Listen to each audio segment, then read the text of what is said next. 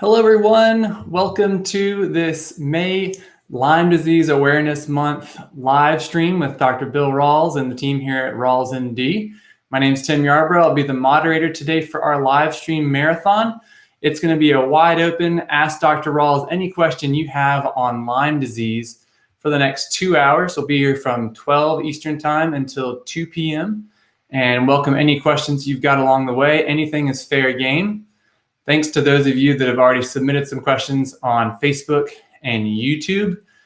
Those are the two channels that will be receiving this live stream, so you can tune in, tell your friends to join us anytime in the next 2 hours on the Rawls MD YouTube page or the Rawls MD Facebook page. And thanks to those of you that submitted questions already. We'll start out with those at the beginning, and any other questions that roll in along the way, we'll answer as many as we can. Just real quick here, it is Lyme Disease Awareness Month, so we at Rawls MD are doing a lot of different events and activities throughout the month, kicking things off with this live stream marathon today. We will have a webinar coming up later in the month that we would love to see you at. And we're also giving away Dr. Rawls' best-selling book and great Lyme resource called Unlocking Lyme. So if you don't have a copy of that, highly recommend you get your free copy. All you have to do is pay shipping. If you're in the US, that's just $3.95 using the coupon LymeBook. And then also we are spotlighting a charity for this month and helping support them with some grants for Dr. Rawls' Herbal Protocol, and also sending people their way to sign up for their virtual 5K. You can check that out at limewarrior.us and sign up to support research and kids' gift boxes and a lot of other great activities and work that they do. So we'll post some links in the chat soon about that in case you want to learn more. So without further ado, why don't we go ahead and get Dr. Rawls on here and we can jump into some questions. Hey, thank you, Tim, and welcome everyone. Thank you for joining us. I'm sure there'll be people trickling in and out over the 2 hours, but it is Lyme Awareness Month. And I have been involved with this thing that we call chronic Lyme disease for well over a decade now. We've made a lot of progress in that time. People are a lot more aware about Lyme disease, tick-borne illnesses, microbial illnesses in general. But we've got a long way to go. There's still a lot of people out there, both in the general public and in the medical community, that don't understand Lyme disease. And that makes it very frustrating for the people that are struggling with it, because if people are around you that don't understand you, it can make your journey even more difficult. So that's what this is all about, increasing awareness. And one of the things that I've done, my greatest contribution to that is writing the book, Unlocking Lyme. So all month we're giving that away for just shipping and handling. To make that available, to get it out there, I spent a year of my life just creating that resource. Beyond that, you know, the webinars, the question and answers we do, the different programs we do are really to help people not only understand Lyme disease, but move past this in their lives so they can go on to other things. So I know we're going to have lots of questions, and I will get to as many of them as I possibly can. So it's and there's some things that I may not touch on that you know may just be things that are not as open and evident, but we'll get to as many things as we can. So let's see, starting down the list here, try not to skip anything. And personal questions, you know, are a little bit harder to answer on a public forum like this. So I'll try to address as many things as I can. But so I do once a month, I do question and answers for a Restore group that it's a little easier to get that. And I'm also, I do consults for people that want that more in-depth thing. And been able to help a lot of people just because my perspective on the illness is a bit different. So, so let's see. CDC 57 counts are low. And yeah, what a CDC 57 is a mature killer cells. It's the type of cells that take out cells that have been infected with microbes. They're really important. And this disease is an illness of microbes that infect cells of the body. That's the main thing driving it. So just that process tends to drive down CD57 cells, and it has been linked to Lyme disease, but I think it's occurring with a lot of things because there are so many different intracellular microbes. So we know about Lyme, we hear about these half dozen to a dozen co-infections, but from where I'm sitting, I have actually uncovered well over 100 different microbes that can cause Lyme disease-like symptoms. And they're not just spread by ticks. So these things are out there and they are very, very prevalent.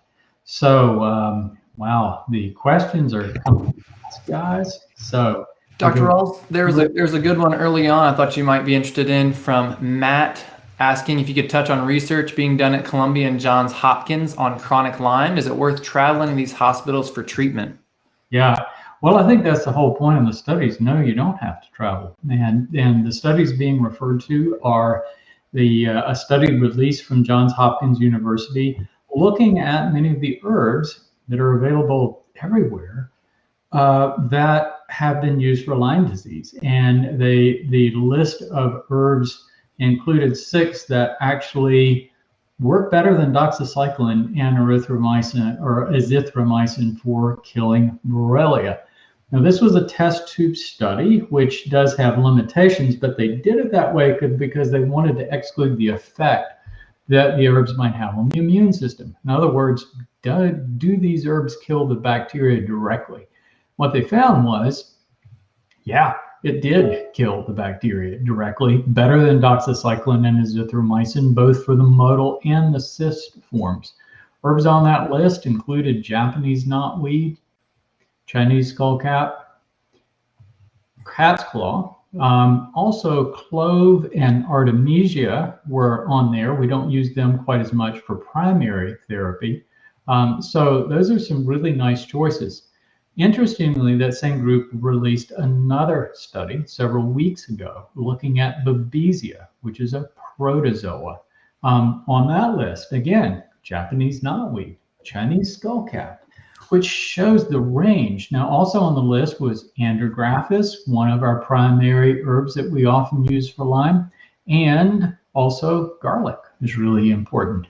Very interestingly, though, when I researched things that had effect against COVID, against coronavirus, and we know some of these things because they looked at herbs back in the SARS epidemics in the early 2000s, wow, they found that some of these same herbs, Japanese knotweed, Chinese skullcap, Andrographis, garlic, and it just shows the range of the herbs. So getting a good quality herbal product, wow, that's a core solution to these issues. So no, you don't have to travel all the way to Johns Hopkins and go through a very expensive evaluation to get those things. That's the point. That recovering from Lyme disease doesn't necessarily have to be extremely expensive. So, all right, let's see what we've got here. Moving down the line here. Yeah, antibiotic augmented thermal eradication treatment.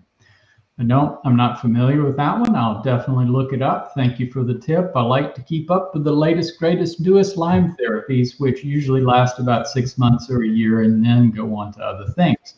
But you never know. I might find something that beats herbs, but I haven't found it yet.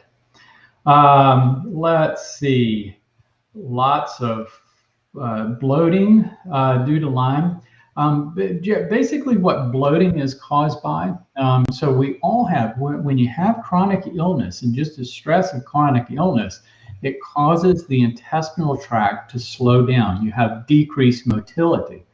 Now the deal is Bacteria grow as long as food is present. So as long as food is present in the gut, the bacteria keep growing. And if you're not moving them through, they build up. So when bacteria eat and grow, they ferment, which produces gas. So it's not just diet, it's motility associated with the stress. And that is, a good gut protocol can address those. So some of it's dietary, some of it's supplements to reduce the concentration of the bacteria, and also supplements just to get things moving again.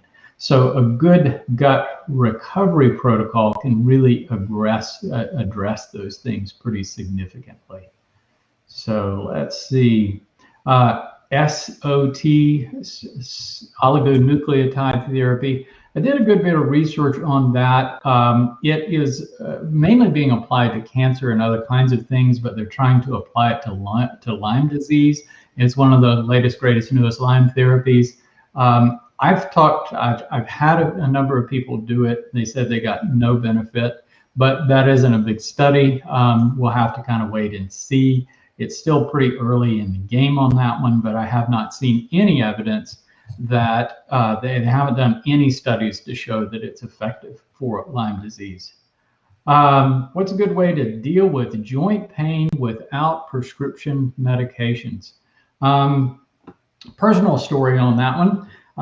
Lyme disease, you have this invasion of microbes into your joints, and you have an autoimmune phenomenon that breaks down joint tissue. And that generates a lot of inflammation and becomes a vicious cycle. So my joints were shot. Now I started having hip pain when I was in my 30s. And by the time I was at the end of my 40s, crossing into 50s, my joints were shot. My knees were bad. Boy, if I turned my head, you could just hear it crunch. I don't think you can hear it crunch quite as much. It was not pleasant. It was hard to back a car because it was hard to turn around. And 10 years, over a decade of herbs now, all my joints are good at age 64, which is pretty cool. So it's comprehensive. It is suppressing the microbes, which I think one of the best things you can do with that is herbal therapy. No doubt that herbs can really help suppress the microbes, but it's also protecting the cells, and the herbs have the effect of reducing that autoimmune phenomenon that is driving a lot of what I think are the symptoms. There is evidence in the literature, the science now showing that probably one of the driving forces behind Lyme arthritis is the autoimmune phenomenon of the immune system reacting to the microbes. I think that's a big part of it. So cooling that down, and there's nothing better on earth to do that with herbs as compared, it's not as potent as the drugs, but at the same time, it doesn't have the side effects that the drugs do. Other things like 3 fish oil capsules a day, alkalized water, turmeric, boswellia, collagen. Collagen really made a huge difference. Not bone broth or anything fancy, just a big scoop of collagen in my smoothie every day. All of those things helped my joints rebuild, which is pretty cool. So let's see here. Opinion on biologics for RA if it's not recommended for Lyme patients. Biologics, meaning herbal therapy? Have to get more information on that. I assume you're talking about herbal therapy, and I think herbal therapy is excellent for rheumatoid arthritis. There are well-defined studies that go back to the 1970s linking Mycoplasma pneumoniae with rheumatoid arthritis, along with other microbes too. So yeah, it is an autoimmune phenomenon, but I think it's driven by the microbes. I think that's a big part of it. So no doubt that can be part of it. So, all righty, let's see here. Any thoughts about getting the COVID vaccination with having Lyme? That's a big one that I've covered numerous times lately, and it's a tough one. 6 months ago, when we were just thinking about the vaccine, it was really hard to know anything. We do have a pretty good track record now, and there are, I've talked to a number of people that have had the vaccine, and some people that have had mild relapses. But I think it's one of those risk management situations that the threat of COVID is real, and people are getting very, very sick from COVID. And even though the vaccine, it can cause a relapse of the autoimmune phenomena associated with Lyme disease too. So I think that it's a matter of this. If you're in a situation where you can isolate yourself from other people and reduce your risk of COVID, and you're comfortable with that, then you might want to wait it out until enough people are vaccinated and we're not dealing with it anymore. If, though, you are in a situation where you're exposed to people and your risk is higher, that's probably, it's worth considering the vaccine. People are getting walloped with that second dose. I took the shorter route and did the Johnson & Johnson, but it was before the coagulation defects came out. So far, there have been, 5 cases of people getting bad blood clots associated with the vaccine out of 7 million, but that's a pretty significant risk factor. Fortunately, I didn't have any of that, and it was a one-shot injection, and I had no reaction from it. So I think the Johnson & Johnson is still on the table just because, you might have there might be less propensity for it to really cause that problem. So let's see, where am I? Coming in fast, guys.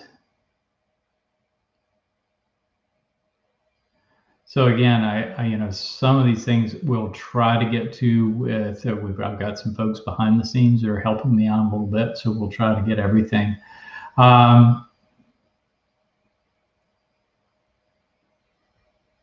So infrared saunas for a couple of years and don't sweat like you used to, and increase temperature with time. That's an unusual complaint. Most people actually start sweating more. I know I did. I had a hard time working up a sweat when I first got in, but as I moved forward, I started sweating more. Make sure you're plenty hydrated. You have to have some fluid to sweat out of your body. So make sure you're well hydrated before you do it. And if you're not sweating, it shows that your body is dry. So I think that's just make sure you're really, really well hydrated before you go in, and mix it up. If you're in a situation where you can get out and just do physical activity outdoors to work up sweat, that's even better. But what we're trying to do with infrared sauna, exercise, or anything else is move blood. And moving blood is important because that flushes debris, junk, and toxins from around your cells. That is the first step in detoxification. In fact, it's more important than anything else you can do for detoxification. Taking chelating agent and binders and all this stuff in the gut, if you're not mobilizing it from your cells, you're not getting it out, you're not solving the problem. So it's really important that we do that. So infrared sauna is a really, really good thing. So let's see. Dr. Rawls, there's one here from Bob and Deb asking if EBV will go back to dormant with the herbal protocol that you usually recommend for Lyme. Oh, absolutely, Tim. Thank you. Sure. Yes, yes, it will. I mean, all of us, 95% of the world's population is known to carry Epstein-Barr, maybe even closer to 100, but we know at least 95% of people have it. Most of us pick it up as kids and we don't even know. And it stays dormant in our tissues like many other microbes. That's a deal. We pick up a lot of things. So Epstein-Barr virus is one we're testing for. There are at least 8 other potential viruses that can be in your tissues that can be reactivated. not typically testing for. And that may just be scratching the surface. There may be many others. I read a study the other day. We know now that we've got about 20 to 40 thousand different species of bacteria in our gut. The viral count is up around 70,000 now. So we do have a lot of viruses in our body that we don't necessarily know about that could be a factor in some of these illnesses. But yes, some of the herbs that we use, Japanese knotweed, Chinese skullcap, andrographis, reishi mushroom, cordyceps, virtually all the ones that we're using have some really nice antiviral properties. And during COVID, I researched just the general antiviral properties of various different herbs, some of the ones that I mentioned. And it was interesting. It wasn't one thing. It was a list of about 10 things that various herbal phytochemicals do. It's not only hitting the virus in one place, it's affecting viral replication. It's affecting enzymes that viruses use to duplicate. It's affecting penetration into the virus of the virus into the cell, and how it uses the machinery of the cell to actually make more viruses. So it's doing a lot of things all at one time. And that's a real big advantage to herbs, especially since they don't affect so many other things, that we have so few other side effects with them. And let's see where we go. Nebulizing hydrogen peroxide help Lyme symptoms? Maybe. It's an oxidizing agent. We know that Borrelia is sensitive to oxygen, but so are your cells. You're going to kill off a lot of cells with hydrogen peroxide, and potentially you could really do a number on your respiratory tract, which I have had people do. So be careful with hydrogen peroxide. It's pretty strong stuff. And yes, it really can do a number on the cells of your bronchial pathways and your lungs. Be careful there. Dr. Rawls, got one from Nicole here wondering, she's been on your herbal protocol for 2 months, but also has some Sibo going on, and wondering if the same herbs in that protocol can help with Sibo. Yes, they can. Interestingly, it just shows the range of the herbs is remarkable. So again, when you're talking about Sibo, it was that bloating that I was talking about. When you affect motility in the gut, you don't move bacteria and food through, things get built up. Bacteria keep growing as long as food is present. That makes bacteria very different than our cells. Our cells have restricted growth. If a heart cell in the heart, you can only have so many heart cells. So the only time heart cells divide to make more heart cells or skin cells or whatever is to replace one that's missing. So bacteria, they have to grow to survive. They keep growing and growing and growing as long as food is present, which is one big reason why you have to keep things moving through your GI tract and expel the built up bacteria every day. So when you have Sibo, the biggest thing about Sibo is that you don't have motility. Bacteria are building up and they're growing and they're fermenting, so you get gas. So the solution is not only just decreasing the bacteria count, but restoring the capacity of the intestinal tract to move through. So a really good gut protocol will do that. You really don't have to need testing to know that Sibo is present either. If you're having consistent bloating and abdominal discomfort, it's there. I mean, the symptoms often point to the problem. So comprehensive gut protocol with digestive enzymes and better food and other practices that just help increase motility and get things moving again, along with herbs to suppress or kill the bacteria, is a good idea. So yes, andrographis does that. Garlic does that exceptionally well. One of the best things that I use, though, is berberine or berberine-containing herbs like golden seal are exceptionally good. Many others, but those are some of the top of my list. Another one to throw out there is Mimosa pudica, which also has mucilage in it, which is really nice for protecting the gut. So all of those things can have a huge effect and can really benefit things. So we're zipping right along.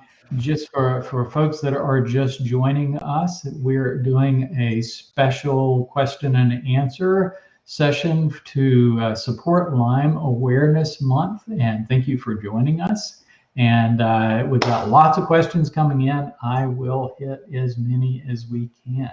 So let's see. One that popped up is, what are the best herbs for sleep disturbances? This is always a tough one because what everybody wants is something that you can take at bedtime that gives you a perfect 8 hours night of sleep and doesn't have any side effects and isn't habituating, and it works perfectly every time. And unfortunately, it just doesn't exist. There aren't anything strong enough in nature to induce sleep. And the things that we have as pharmaceuticals like Ambien and Valium and all the rest are extremely habituating, and they don't give you really natural sleep. So there's no perfect answer there. So what you do during the day is as important as what you do during the night. So it's a matter of rebalancing the various different hormones. So part of the sleep problem in Lyme disease is just the fact that we're stressed, and when we're stressed, we activate adrenaline. So during the day, we build up a substance called adenosine that increases sleep pressure. So the more we're awake, the more adenosine we build up. Caffeine and adrenaline block adenosine. So if you're pumping out adrenaline in the evening and you've disrupted your normal circadian rhythm, that's what disrupts sleep. So part of it is keeping your adrenaline levels down throughout the day and normalizing your system, balancing that stress that's being driven by the microbes and the illness. You know, for my sleep, and sleep was a huge issue for me, the thing that worked the very best were the antimicrobial and immune balancing herbs, because they suppressed the inflammation and the thing that was driving the sleep. So I knew that when the herbs were working, I was going to sleep better. So interestingly, it's those herbs that are often the ones that help out the very most. Other herbs that can be very good, L-theanine from green tea is good for making a calm day. Going for walks. Exercises builds up adenosine, really important for helping sleep. So just that thing of helping your system calm down through the day helps set the stage for better sleep at night. Other things that can help sleep in the evening, just have a mild capacity to induce sleep. Passion flower is excellent, has some muscle relaxing qualities. Lemon balm is very good. GABA can sometimes be beneficial. A little bit of melatonin can be helpful, but there are many, many herbs. I tend to stay away from some of the stronger herbs like valerian and kava because they tend to have more drug-like effects, and you develop tolerance to them a little bit faster. But lots of good information on the website, Rawls MD. And so there's good information about sleep there also in the book. So thanks, Jessica. That was a good question. So let me back up here and see what we've got. So sleep disturbances. Could I sneak one in from a fellow named Mick asking about fish oil versus krill oil? Oh, yeah, great. Thank you, Tim. Appreciate your help and keeping up with the flow there. We have lots of questions, which is really yes, we do. And again, we can't get to them all, but I'll try to hit the ones that I think maybe be the most important to people. So fish oil and krill oil are both great. I mentioned that earlier, krill oil for just your joints is really good. Fish oil and krill oil are a source of omega-3 fatty acids. These are special fats that we get from our diet that the body uses to generate prostaglandins, which are chemical messengers that mediate the inflammatory response. So some fats, like omega-6s, are pro-inflammatory. Omega-3s are the opposite. So you need a balance. And most of us don't get enough omega-3s in our diet to calm that inflammatory response. So meat, grain, those kinds of things are high in omega-6, which are very pro-inflammatory. So we need to offset that. So not only do we need to eat a lot more vegetables, supplements can really help. Fish is a good source of omega-3s, salmon, larger fish, smaller fish like anchovies and sardines. The issue is sustainability, and the smaller fish are the most sustainable. But fish oil, you do run into some sustainabilities in general. And so it's a good source, but maybe not the ideal source. In addition, fish oil is in a form called triglycerides, which are a little bit harder for us to absorb. And so we have to break them down in our body to use them. Compared to krill, most krill comes from the Antarctic now, and the Antarctic krill supplies are vast. It's estimated that at maximum production, we will cut into about 1% of the Antarctic krill population. So it's more sustainable than anything. Krill is in a phospholipid form, which is the form that our bodies use, and it's absorbed better, so we need less of it. And krill has astaxanthin in it, which is a really important anti-inflammatory antioxidant. So all in all, when I was looking at, what's the best answer to that question, my research kept pointing me toward krill oil, and you tend not to use as much of it. And so 3 capsules is generally quite enough for most people. It can definitely have an effect if you use it consistently. It does decrease inflammation in the body. It's also a little bit of a blood thinner too, so it reduces risk of cardiovascular illness, which is really, really important. So let's see here. Let's see. Jennifer asks, do you believe in pulsing herbs, and what's your pulse schedule? Yeah, I haven't really found any rhyme or reason why we should pulse herbs. And I've done a little bit of every way, and I've tried about everything out there, and I always keep coming back to the herbs.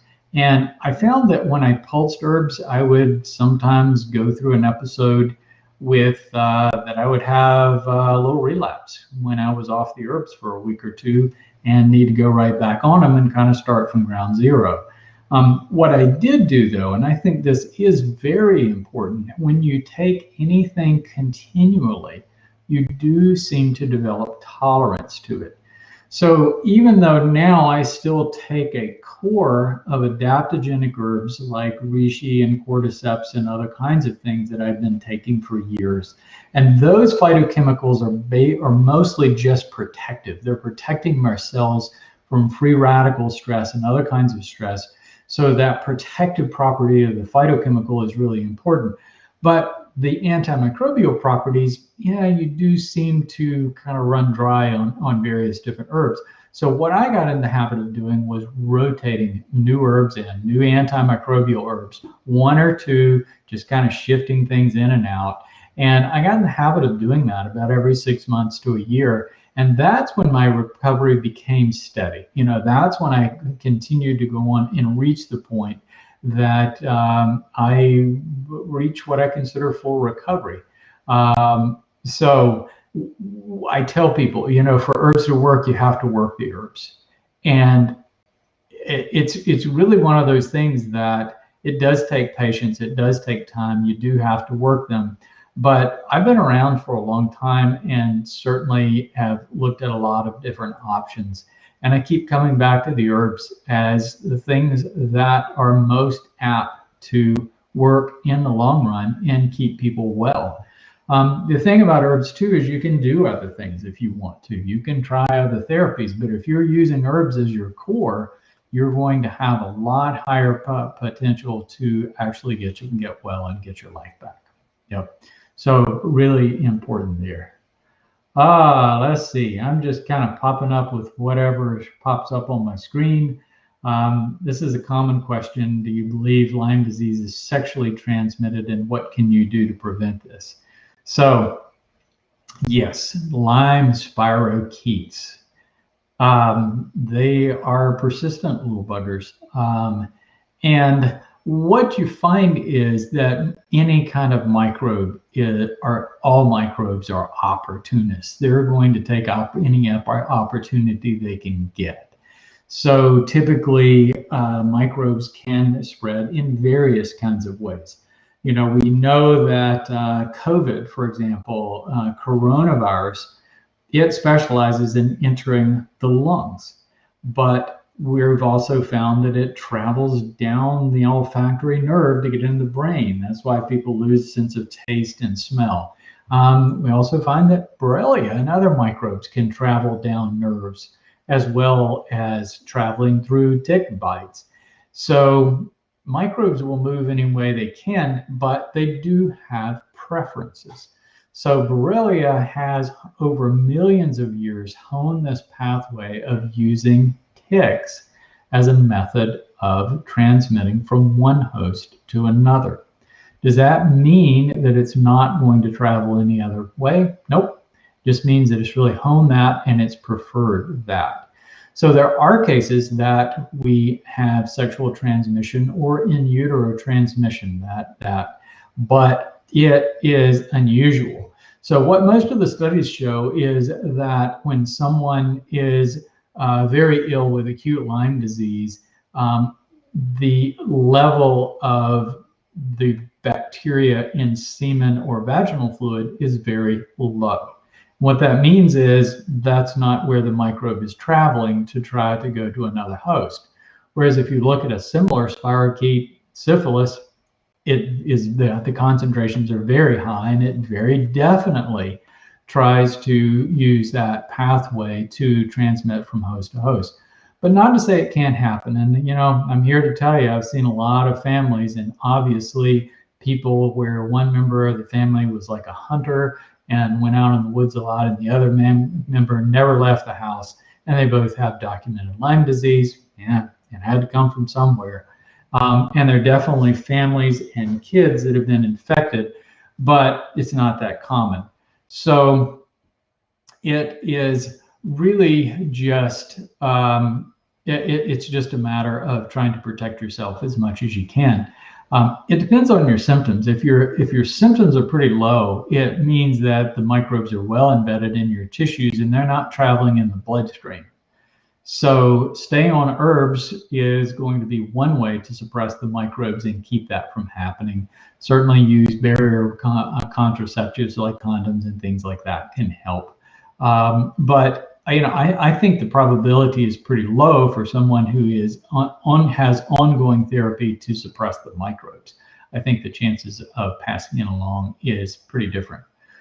So one question that popped up is, how is your protocol different than the Booner protocol? Well, I have to say, if you've read all of Stephen Booner's books and his most recent updates, there's not as much a well-defined protocol as possibly he came out with his first book in 2005. And I think there's a lot of merit in some of the original herbs that he picked. And he, that list that included andrographis, Japanese knotweed, and Chinese skullclap, among other herbs, I think was really good.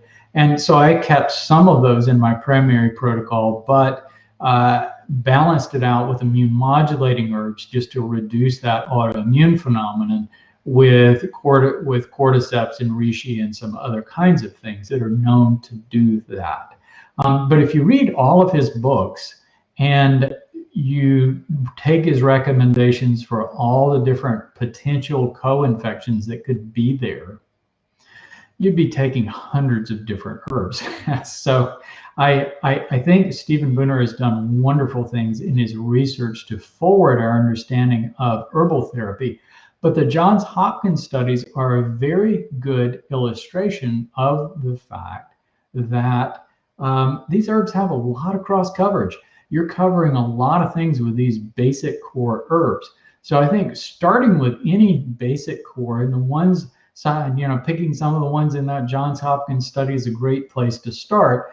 Go as far as you can with those, and then start rotating some other herbs out, just to keep covering the bases and keep the pressure on and keep your recovery moving forward.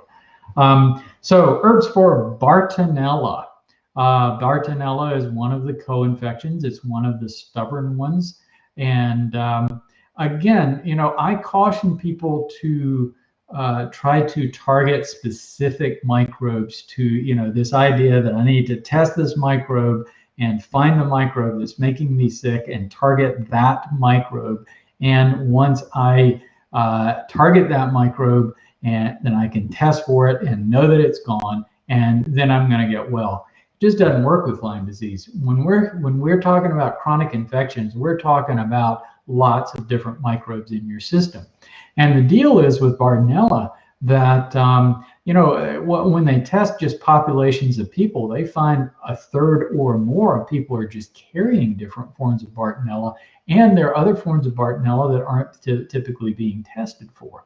So there are some typical symptoms with Bartonella that go with the fact that it infects certain kinds of cells that line the vascular system. So it can cause kind of characteristic stretch marks. And in young people, it can cause some really odd mental changes, even psychosis. But there are an awful lot of people out there that are carrying various forms of Bartonella. They never get sick and never show the first symptom. So this issue of microbes working together, I think, is very important. So I don't think it's ever just a species of microbes. And I think we see a lot of variations in symptoms that we define as chronic Lyme because many microbes are often present. And again, they kind of work together. So herbs, we're getting back to the same thing. There were other studies that showed that Chinese skullcap, Japanese knotweed, some of these same ones have some pretty good effect. Other ones, Houtonia is very good, neem is very good, Cryptolepis is one that is in the top of the list. So some of those things are really important just to add on to the regimen. And my answer for symptoms, if your recovery isn't steadily progressing over months and months, the answer is often different herbs and more of them. So the nice thing about herbs is the risk of side effects with them are so low that it isn't really affecting, there's no harm in trying different herbs and finding things that work. And I think different people find that different things work. So, all right, Tim, if you're there and see any questions that stand out, you should answer. They're flying in so fast. I've got an interesting one here from Michael asking about any thoughts you have on pursuing pregnancy after Lyme treatment stabilization. Is it acceptable in some cases if they, to do that, if there are safe herbs to protect the baby as opposed to recommended antibiotic protocols? Yeah, I think that's a great question. And I think, the symptoms are really the judge of what your recovery is doing and whether your body is recovering. And if you are moving past symptoms or in a place that you're not having symptoms anymore, I think it's very reasonable to consider pregnancy. Of course, there are people that get caught in the situation of still being symptomatic and get pregnant. And in those cases, it's a tough choice to do the antibiotics. I think there are antibiotics that are safe, and the recommendations for using doxycycline as compared to tetracycline have changed as far as how it affects teeth. But still, herbs are a pretty good choice. And I won't go through the whole list now, but there are quite a number of herbs that are as safe or safer in pregnancy than antibiotics. And here you've now got these Johns Hopkins studies that show that some of these herbs actually work better than antibiotics for killing so many of these different microbes. So I think herbal therapy in pregnancy is a very reasonable thing, just to cover all the bases. You know, when we look at these phytochemistry of plants, humans have been exposed to these things not just for hundreds of years or thousands of years with herbal therapy, but many of these things were part of our ancient forage food diet that humans followed for 200,000 years or more. And so these chemicals, our body knows how to metabolize them properly.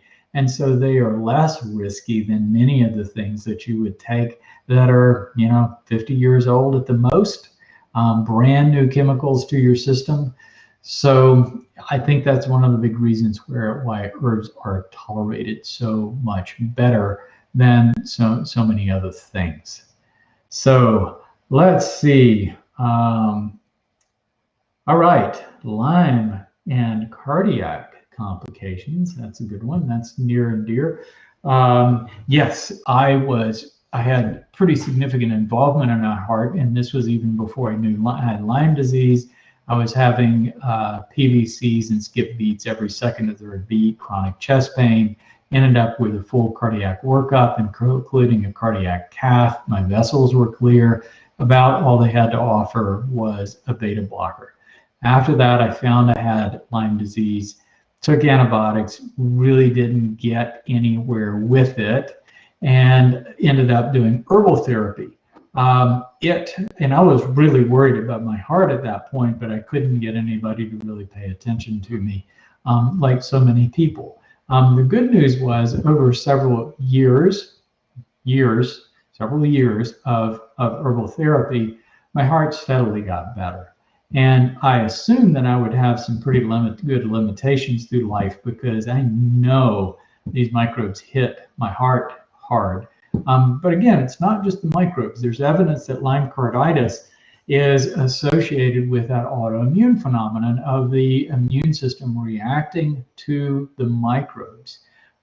Now, that being said, I had a good experience. The herbs actually restored my heart. And not only the primary antimicrobial herbs, using the krill oil, but also an herb called hawthorn was exceptionally good for restoring normal cardiac function.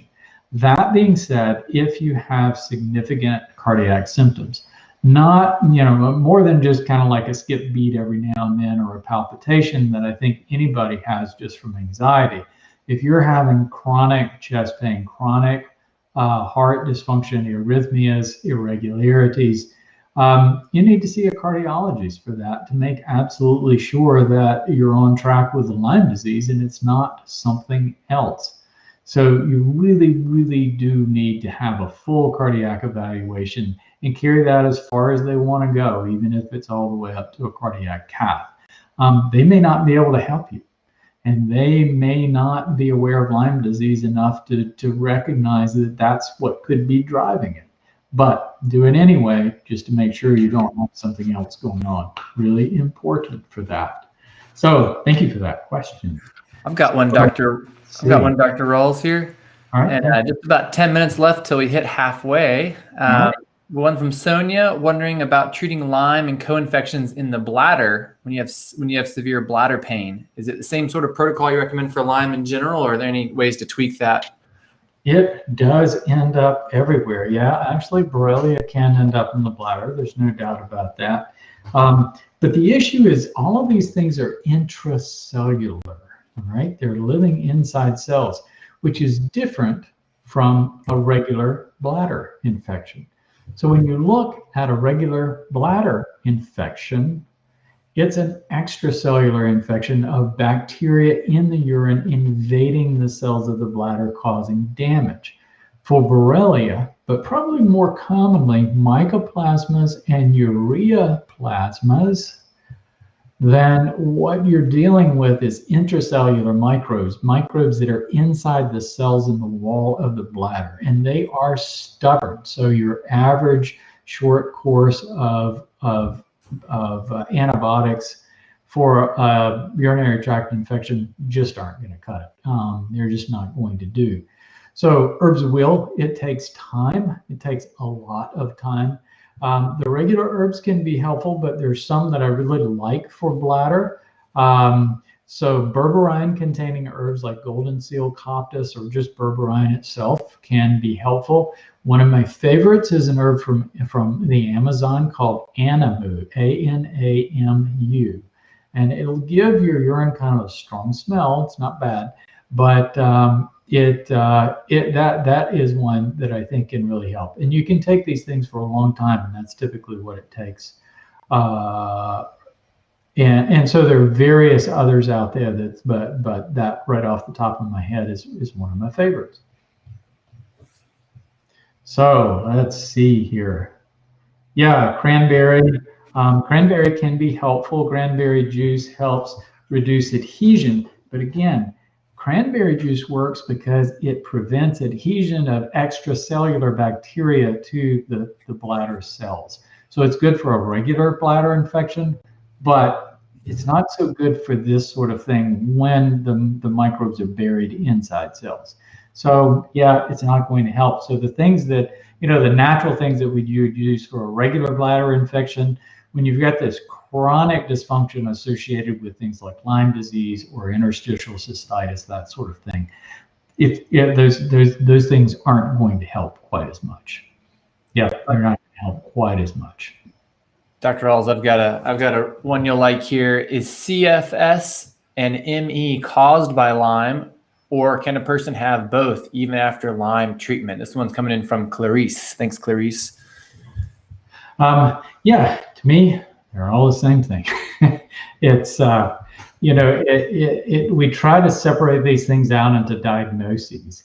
And from where I'm sitting as a physician, immersed in herbal therapy for a decade and really looking at illness quite differently, I just don't use that concept of diagnosis like I used to.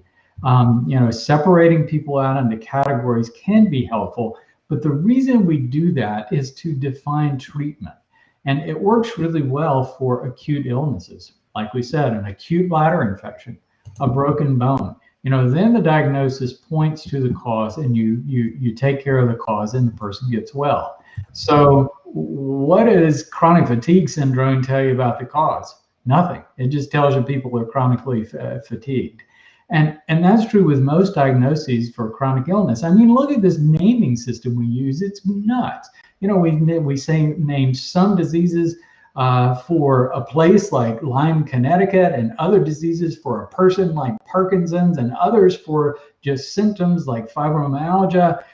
And we just make things up. And when people get tired of one diagnosis or don't feel like they quite fit, well, let's make up a new diagnosis. When you get to the root of diagnosis, though, of what chronic illness is, it's cells being stressed in the body.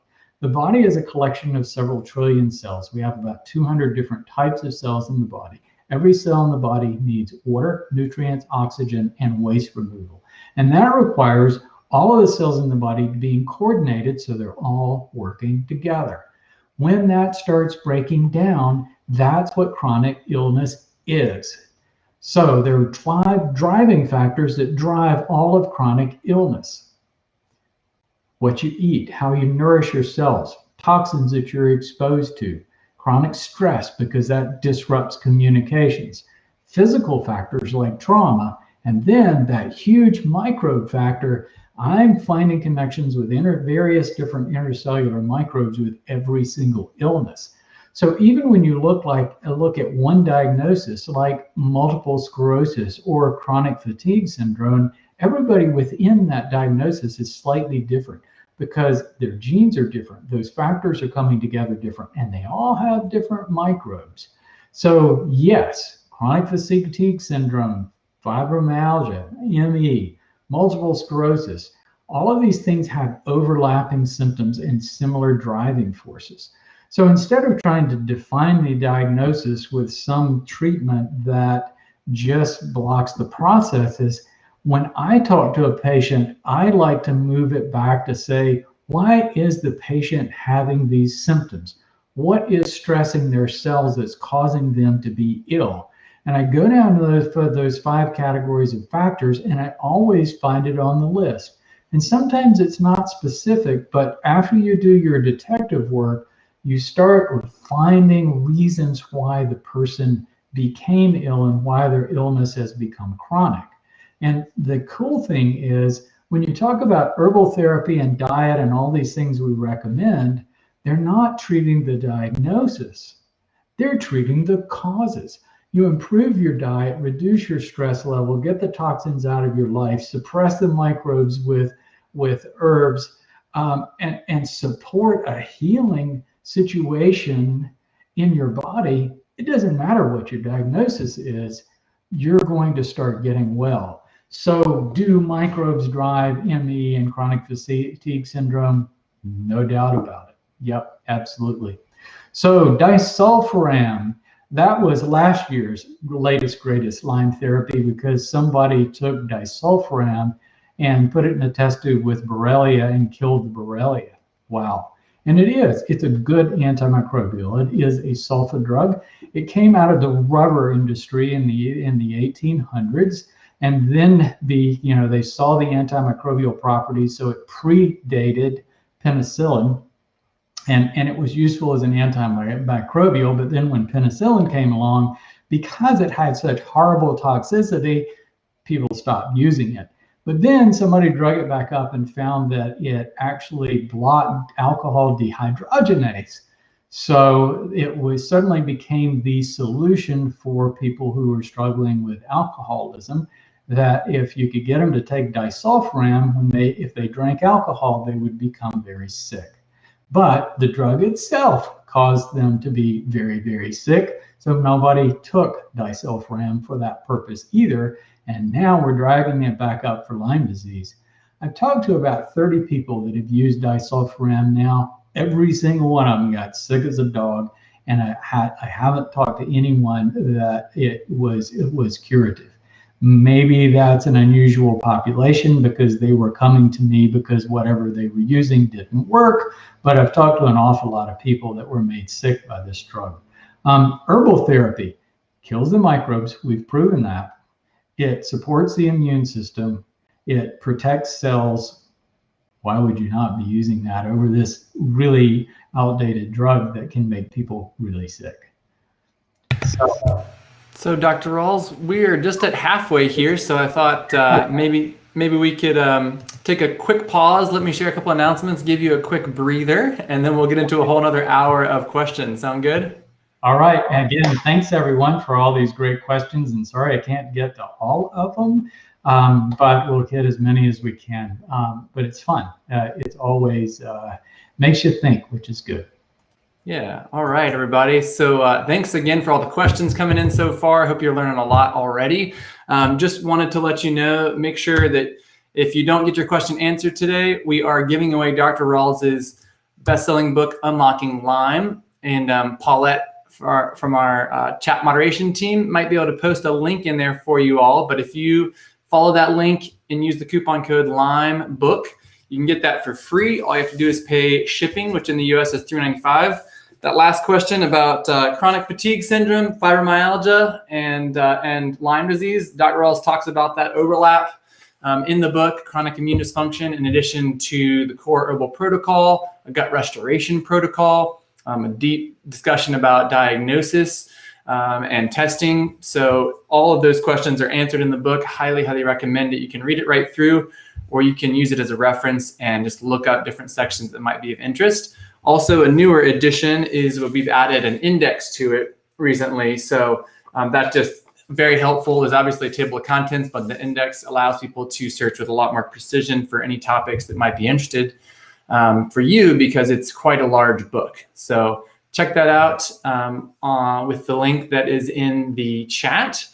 And then a couple other things wanted to make sure you were aware of. Again, our charity spotlight of the month for Lyme Awareness Month is LymeWare. and they are organizing a virtual 5K. So looking for folks to sign up and join that. I would love to have you participate and get involved with some of the great things that they're doing and support all their efforts. So you can check that out. Hopefully Paulette can post a link in there for you as well if you want to learn more. And then last off, if you are interested in more education like this, we'll be hosting a webinar on the 19th of May. That's a Wednesday, 8 p.m. Eastern, and it'll be all about myth-busting Lyme disease. So it'll be like this, except we'll have a presentation that we've organized rather than just fielding any Q&As that come in. And there's some surprising myth busting that we'll do, I think. So would love to have you there for any of that. All right, well, let's go ahead and get back into it then. And once again, this is Rawls MD doing a Lyme Awareness Month 2-hour Q&A marathon. And Dr. Bill Rawls is here answering as many questions as he can get to that you guys are sending in through both the Rawls MD YouTube channel and the Rawls MD Facebook page. So let other folks know to tune in and join us. And Dr. Rawls, whenever you are ready, we can jump back in here and get to some more questions. Beautiful. Okay. There you are.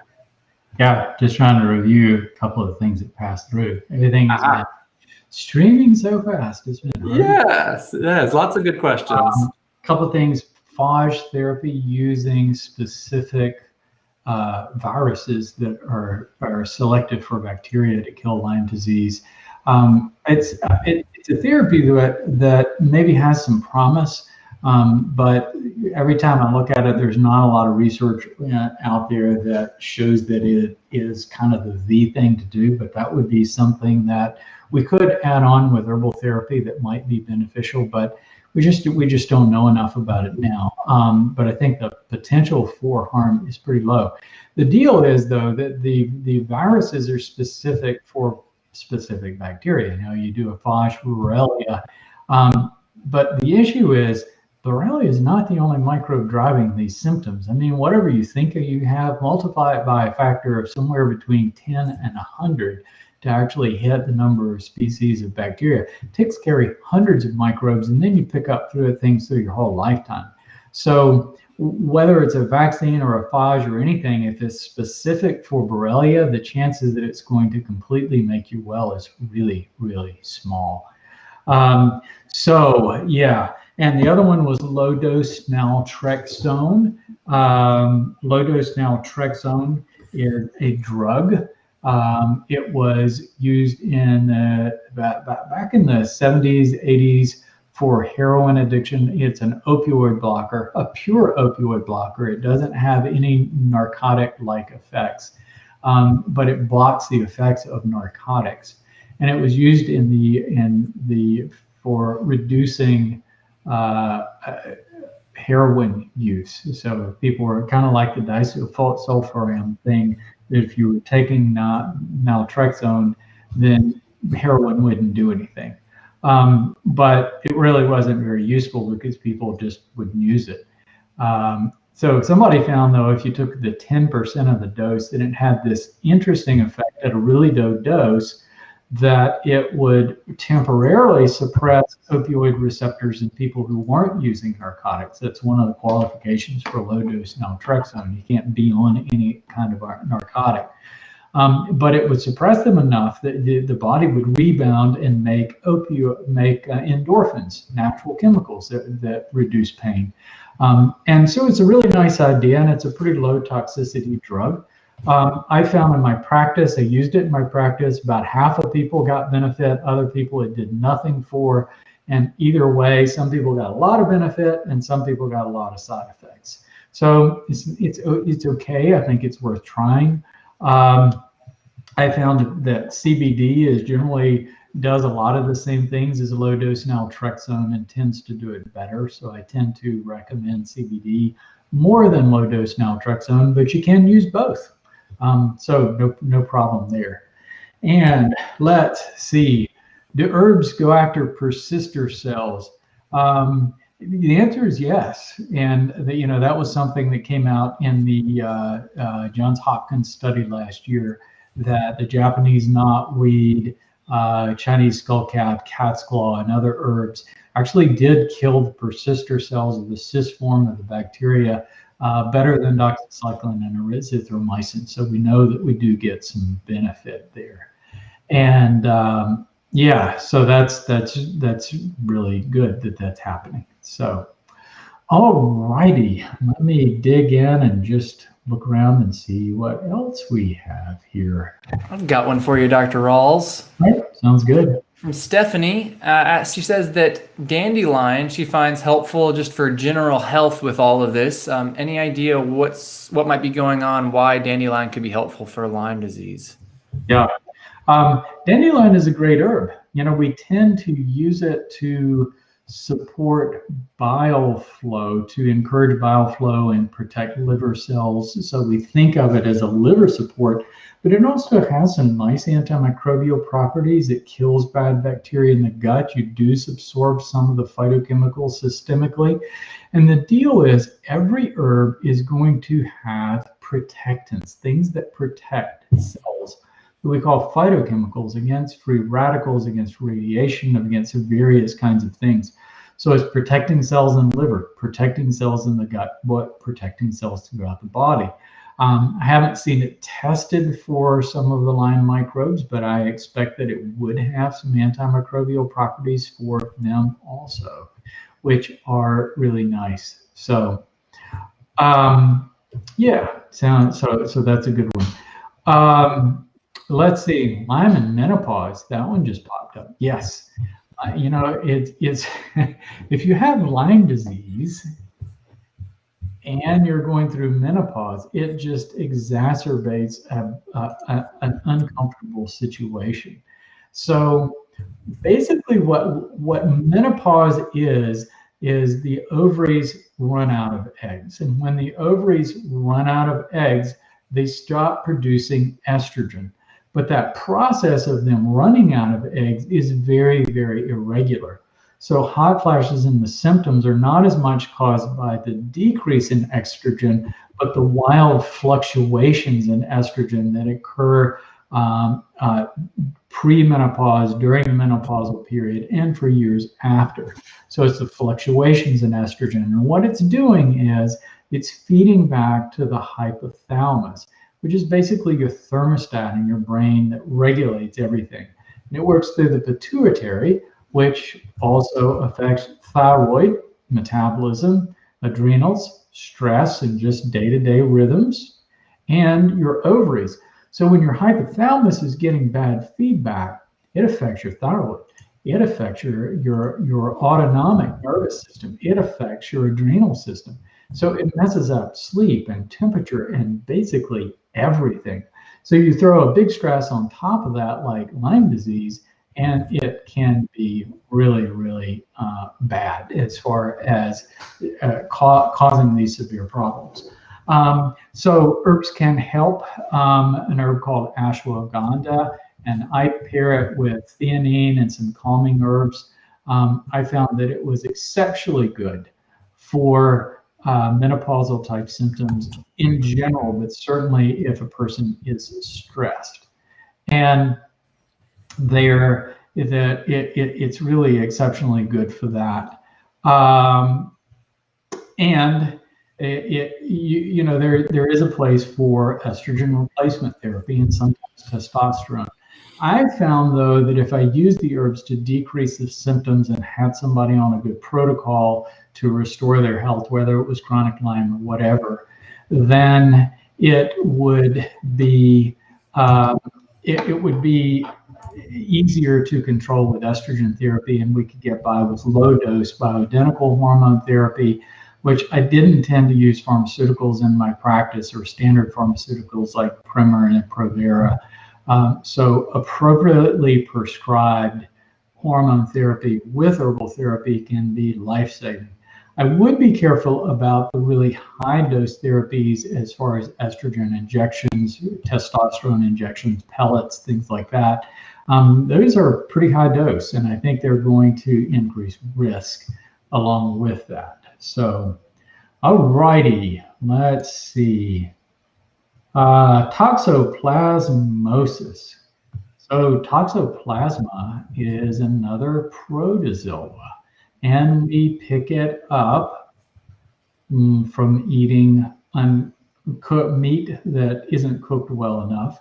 More than 60% of the population is carrying this protozoa in their tissues. It's been associated with depression, anxiety, psychosis. It loves to harbor in the brain. It has been associated with different kinds of cancers. There's one type of lymphoma that's been specifically associated with Toxoplasma. There are drugs like metronidazole that treat it, but the deal is if you have symptoms, if you've been diagnosed with a Toxoplasma eye infection or whatever, the deal is that just taking 10 days of metronidazole doesn't eradicate it from your body. Fortunately, there's some really nice herbs out for that. Garlic, all the things, the ones that I've been talking about, anamu, many of these herbs have coverage against Toxoplasma. So like I said, this thing that we call chronic Lyme disease, you figure at least 60% of people with chronic Lyme disease have Toxoplasma too. Don't hear about that as a co-infection, but they have reactivation of it, and it can cause all these other issues, and it can be present in the brain. So yes, the herbs are really important for that one too. So again, I can't stress enough, when we look at this thing, that these intracellular microbes, it's never just one microbe. We all have things lurking in the corners that can come out when our system gets disturbed. So it is really, really nice to address these things and to recognize that that this stuff is, you've got to cover your bases, and there's nothing that covers the bases like herbal therapy. And it's just another indication that specific therapies that target specific microbes are only going to carry you so far. So yeah, it's really important. Let's see. I think people here. Yeah, I think people might appreciate hearing from you about pain. Bonnie is asking about Ativan is the only thing that alleviates pain, but it is addictive. Are there any non-addictive substances that can reduce pain? So pain's a tough one for a lot of Lyme folks. What do you think about that? It is. It's hard. And yeah, I'm not going to throw out any of the drugs. I think there is a place for benzodiazepines, narcotics, and everything else. It's just that you have to use them so carefully because they are so remarkably habituating when you're chronically ill. And I struggle with that just because of sleep issues, to work, to exist. I ended up using sleeping pills and things like that, and it took me years and years to get off of that. And sometimes the symptoms from that were as bad as the Lyme disease. So there's a place for them. And sometimes we have to use these things just to function on a day-to-day basis. I couldn't stop working. So I had to use some of these things just to get by. But it held my recovery back for years, having to do this. So, and I definitely had pain. Oh man, the night that I just would lie there at 3 a.m. with my legs and my knees and my body aching and writhing, it's hard. I managed to stay away from narcotics, which it was just persevering and struggling through the whole thing. But I'm not saying that's possible for everyone. So if you're reaching that level, just be, you may need to use some of those things, but be careful with them. The over-the-counter medications, ibuprofen, or prescription non-steroidal anti-inflammatory drugs, those things can help. You got to be careful with those too, just because of the potential for stomach ulcers, even though they're not habituating. Sometimes muscle relaxants can help, but if you can get by without any drugs at all, you're better off. Things that are natural are not going to be nearly as potent as any pharmaceutical. And that's the deal. Whether you're talking about sleep or anxiety or pain, you're just not going to find things in nature, because narcotics can kill people. And plants just don't have, or, there aren't any natural substances on Earth that pack that kind of wallop. But as you know, heroin, morphine come from plants. Cocaine comes from plants. But they have been, so they're taking those phytochemicals and affecting them with a chemical process to create a synthetic ingredient that acts very, very different than the original phytochemical. So, those are some issues. But when you look at things in nature, probably the biggest one is cannabis and CBD, preferably. Not as potent as a narcotic. With a narcotic, you are hitting opioid receptors directly. The problem with that is you suppress your natural endorphins, your natural pain fighting mechanisms. So CBD, we're not doing that. So what we're doing is with CBD is we're upregulating the endocannabinoid system. And as part of that, you get an increase in some natural endorphins. So you can have some of that same effect with low-dose naltrexone that I mentioned. So with the natural things, it's a lot of little things. So anti-inflammatory therapies. The biggest thing that helped my pain out in the long run and my sleep and everything else was the primary herbs to suppress the microbes and balance my immune system, because that allowed my system to heal, and then the symptoms went away. But it's so short of that, in that acute phase, drugs short-term or intermittent, CBD can be helpful. Low-dose naltrexone can be helpful. Add on the natural anti-inflammatory agents, krill, alkalized water, heat pads, infrared sauna. Anything that you can do to reduce the inflammation and get blood flowing and start, encouraging that healing environment will help decrease the pain. And it takes a while, and there are no simple answers for that. But I think that's where you got to go with the whole thing. And it's perseverance. And I'm not saying it's easy or pleasant, but you ultimately get there. And on the other side of things, first of all, I think I'm a lot more resilient to pain than a lot of people. I seem to be that way post Lyme disease. So I feel like my endorphins are really high coming out of the whole thing. But second, taking the herbs every day and doing all the things that I do, I don't have those kinds of issues, which is important. Thoughts on Plaquenil for differential connective disease.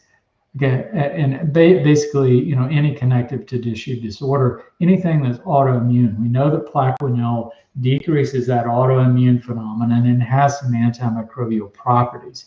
The problem is it's a pretty potent drug as far as cardiac toxicity and other kinds of toxicity. Personally, if I'm going to do it, I would take the herbs.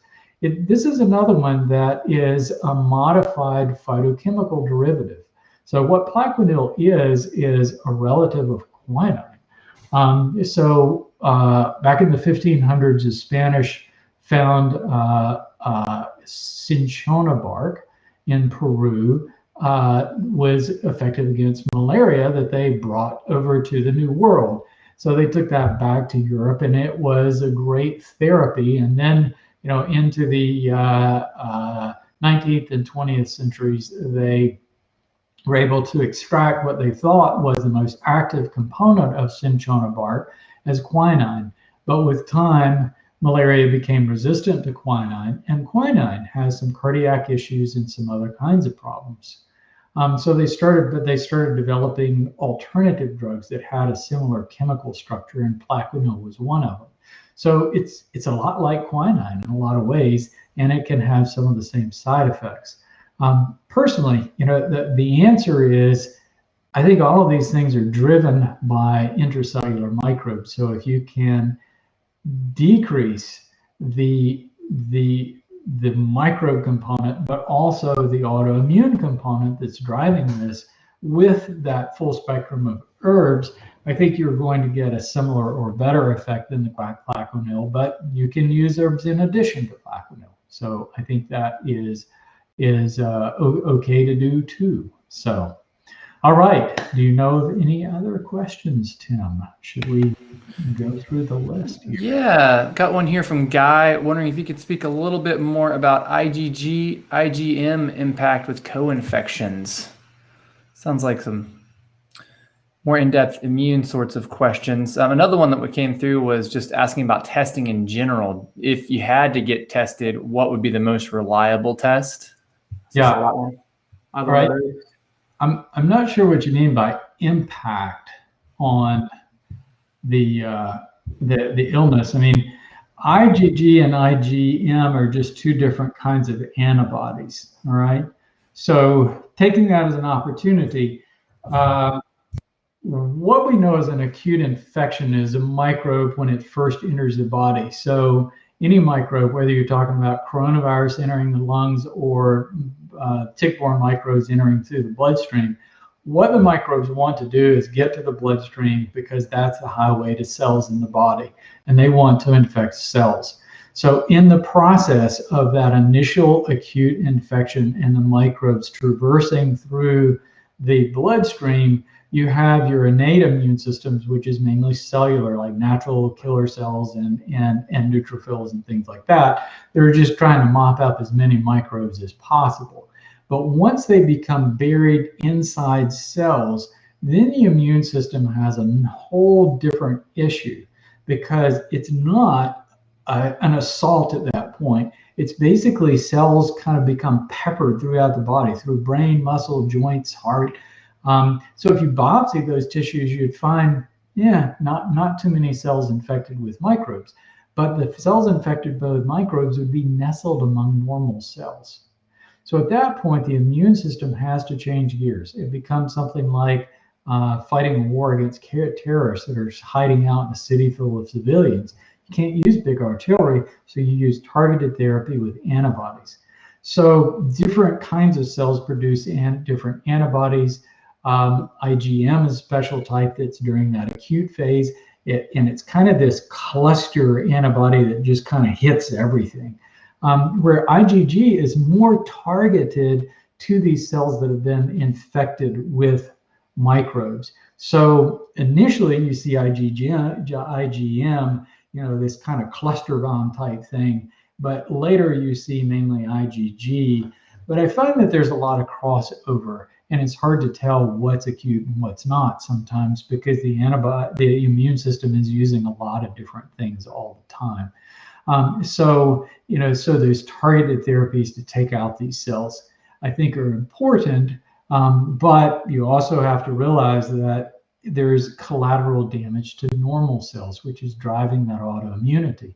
So the more we can use herbs to calm the immune system response and help suppress the microbes, and basically we're not killing them inside cells, we're killing them when they emerge from cells and go to infect other cells. So if we can protect our cells from invasion, that can be really beneficial for moving us forward with this whole game. So I hope that it answers that question. Let's see another one that I think is worth addressing here. Japanese knotweed. Japanese knotweed has a reputation for having estrogen-like substances called isoflavones, which a lot of plants do have isoflavones. These are chemicals that, you have to think about the fact that plants are using a lot of the chemical messengers that we are, or things that are similar, so they can have an effect that's similar in our body. But when you look at isoflavones, you're going to see about 1% estrogen activity. In addition, a lot of times what you see is competitive inhibition, all right? So what that means is that the isoflavone will tie up a breast receptor, but it doesn't stimulate it very much, and it keeps other estrogens in the body from getting to that receptor. So isoflavones can actually have an opposite effect, that they actually decrease some of those things. It seems to be, over my practice of 30 years, it seems to be that some people are more sensitive to isoflavones than others. But in a lot of people, it actually benefits them instead of worsening those conditions. So it does seem to be highly variable. One thing you can do for those conditions, though, is doing sulforaphanes from cruciferous like broccoli. DIM and IC3 supplements can be excellent for helping metabolism of estrogens in the body to move them away from stimulatory. So it's affecting estrogen metabolites that they're less stimulating, and it helps the liver break them down faster. So doing that, I think, could be in addition, if that was an issue, that might allow you to use Japanese knotweed. But again, we're talking about really small estrogenic activity, and an activity that can be a competitive inhibition, that it actually can decrease some of those issues. So don't give up on Japanese knotweed completely. So, all right. Chlorine dioxide, miracle mineral solution, I think it's called. It's a type of bleach that's been used for a long time. I put it in the book kind of in jest. There's a guy that's been promoting this for about 30 or 40 years now.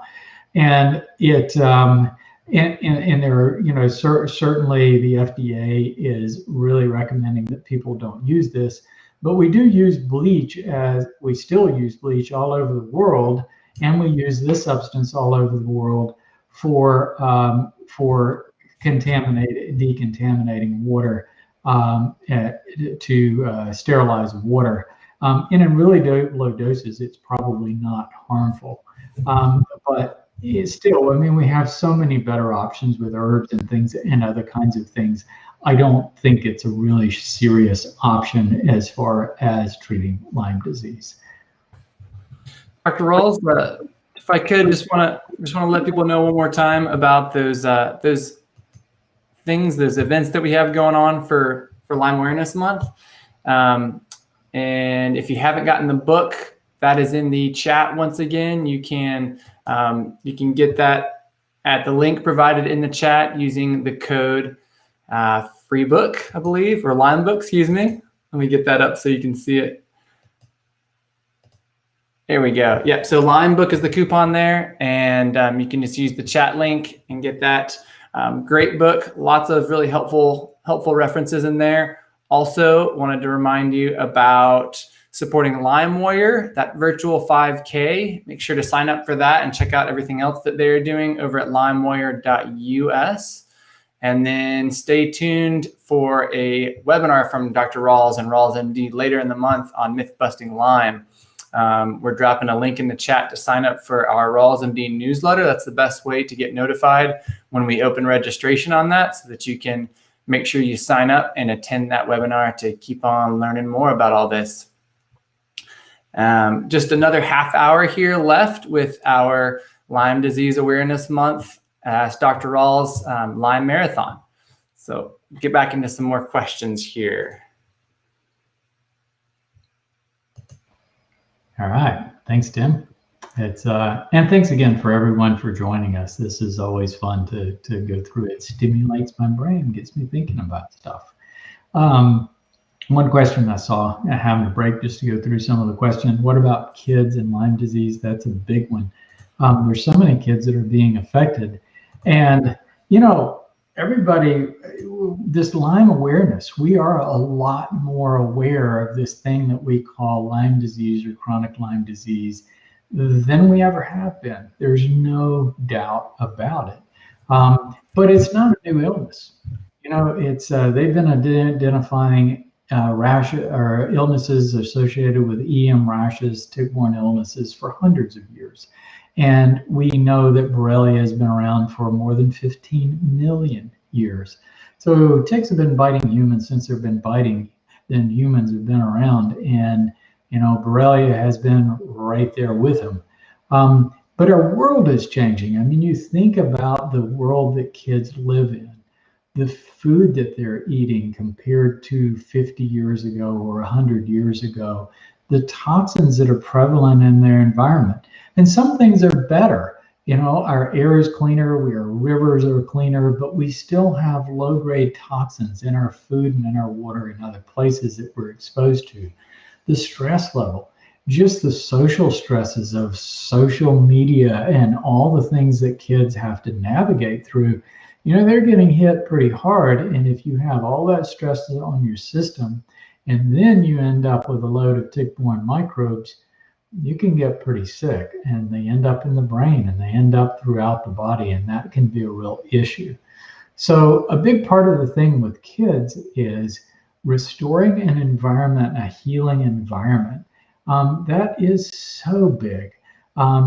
Just you have to create that, because I look at what kids are eating now, and those foods weren't even present when I was that age. But they've become so prevalent in our world now, and there's so many things that kids are exposed to. On top of that, the herbs have been a wonderful solution for so many children, and it is something you can do long-term to gradually help them restore normal life. But the toughest thing is just having them on board with the whole thing, because they have to live a life that's a little bit different than the kids around them. And that's where that community support can be so important. That's why the support groups like this are so remarkable, and all the different Lyme groups that are out there that are promoting Lyme awareness and taking us to another level. So these things are accepted by the mainstream community, so that we know that that things are going to improve over time. And so the literature, the research that I'm seeing now, it's pretty solid. Things like the studies that are coming out of Johns Hopkins, but so many others, understanding these microbes, understanding the connections that they have, not only to chronic Lyme disease, but so many other chronic illness. All of that is coming out, but it takes time. There's something called the research to clinical medicine gap that's an average of 17 years. Average 17 years. They've actually studied this from the time that studies are recognized in peer-reviewed journals to the time that it's actually applied in clinical medicine. So the things that I'm looking at that have come out over the past couple of years, doctors will be adopting 15 or 20 years from now.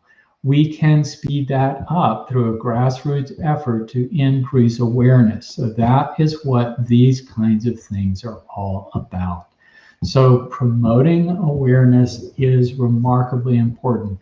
And even if it's just on a grassroots level, growing it out so that people everywhere become more accepting and they understand this thing, then the medical community will respond, and maybe they'll do it faster than an average of 17 years. So what you're doing, just being here, counts. It matters. And so thanks for all that you do. And anything that you can do to help other people understand this very complex illness is really, really important. So can Lyme affect the thyroid and trigger genetic predispositions like Hashimoto's? Hashimoto's is technically an autoimmune, and I'm coming around to appreciating that if you have an autoimmune illness, the body doesn't just randomly make antibodies to normal cells. Something has to be driving that. And these intercellular microbes have to be the thing. So these issues of just recognizing Hashimoto's as an entity and treating the symptoms or the processes of it with thyroid hormone, to me, is not good enough. You have to treat the underlying causes. And again, that's where the herbs do such a nice job, because you have to think about it this way. All the cells in the body are working together, and how they work together is with hormones. So some cells in the body specialize in sending hormone messengers that connect all the cells in the body. So thyroid is one of those that helps us connect for metabolism. So if the person walks into the doctor's office and says, I'm fatigued, I'm just worn down all the time. The doctor measures the thyroid and says, oh, it's your thyroid. We can just give you thyroid hormone and you're going to be great. And it works a little bit about half the time, but it doesn't bring people back to normal because that doctor didn't ask the question, why are those thyroid cells sick? What is driving the thyroid cells to be stressed such that they cannot do their job of properly producing thyroid hormone? So when you start asking those kinds of questions and getting down to those root causes, so a lot of times I do see people with Lyme disease, and concomitantly, anytime you have chronic illness and this explosion of intercellular microbes, yes, Hashimoto's and thyroid issues are really common.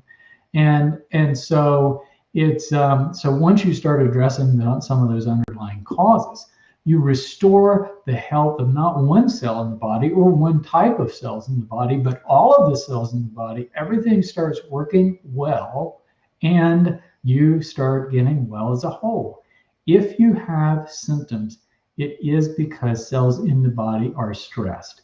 When you support a program of promoting cellular health, not to one group of cells, but all the cells in the body, then you start getting well.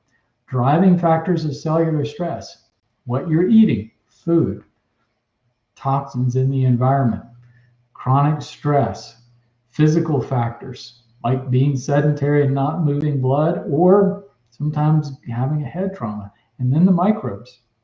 And we all have a different spectrum of microbes in our body, but everybody, we all have microbes in our tissues. Some are worse than others. And those are the driving factors. So when you start addressing those things independent of whatever diagnosis there is, things get better. And it really makes a lot of difference. Yeah, I'm not sure doxycycline gets into inside cells to kill microbes. This was a question from Lori. That it says doctors claim doxycycline kills all the bacteria, including intracellular microbes.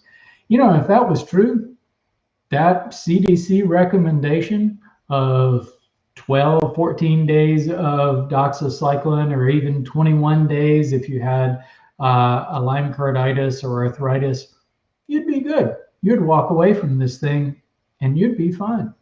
But everybody knows that doesn't happen.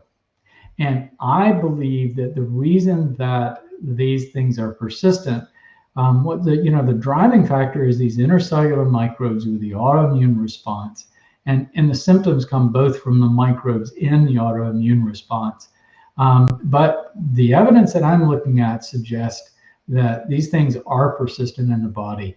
And there's so many cases of people,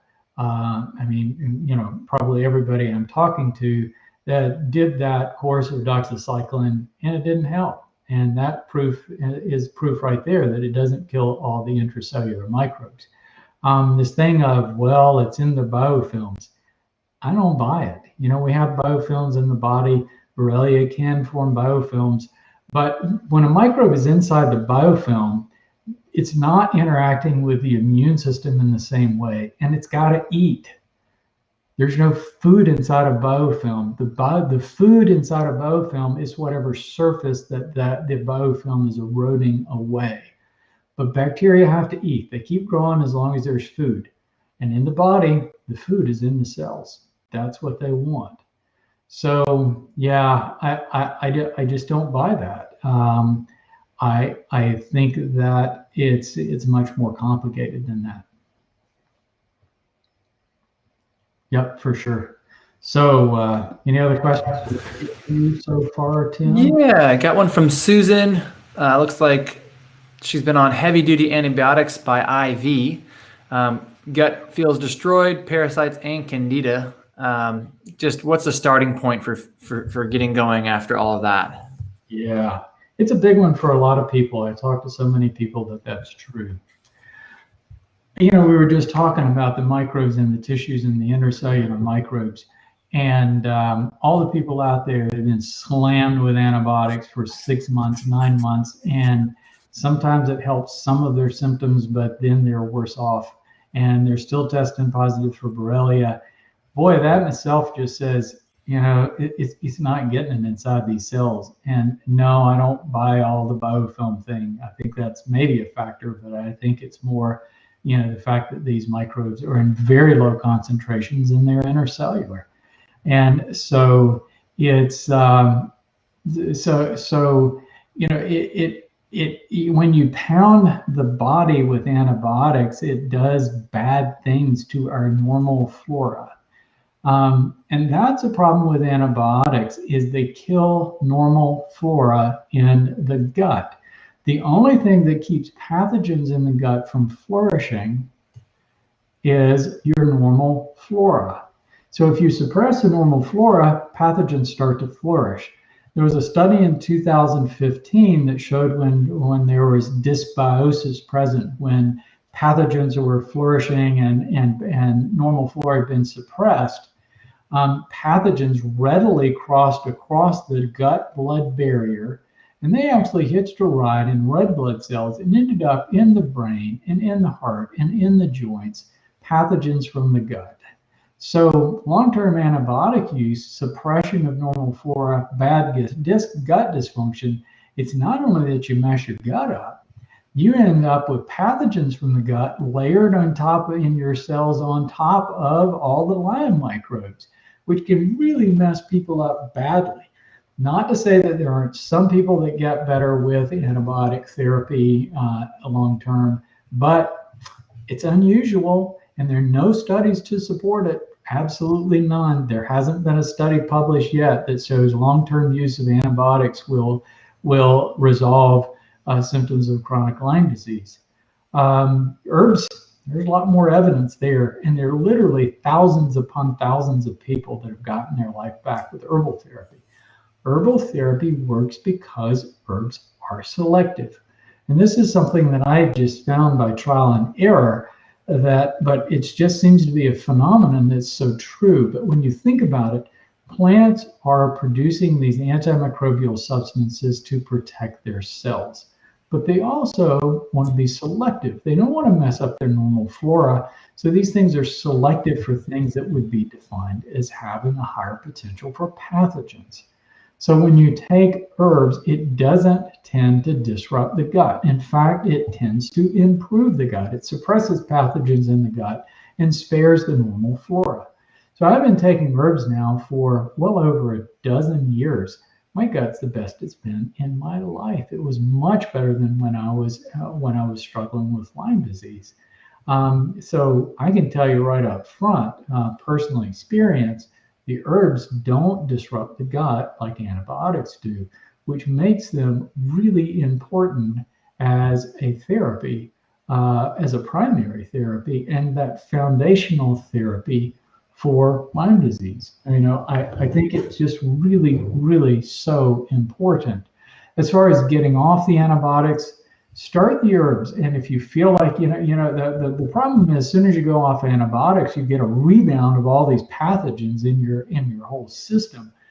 So a lot of times what you have to do is start the herbs and then gradually go off antibiotics, because the herbs, they're just not going to have the potency of a conventional antibiotic. But it's important. Peptides. Peptides is kind of a new science that I think is interesting.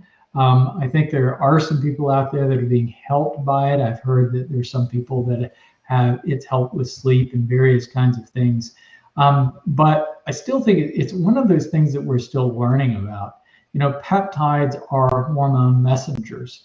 And the issue with hormones is using any kind of hormone, you have to think about the fact that hormones are messengers. It's cells talking to one another.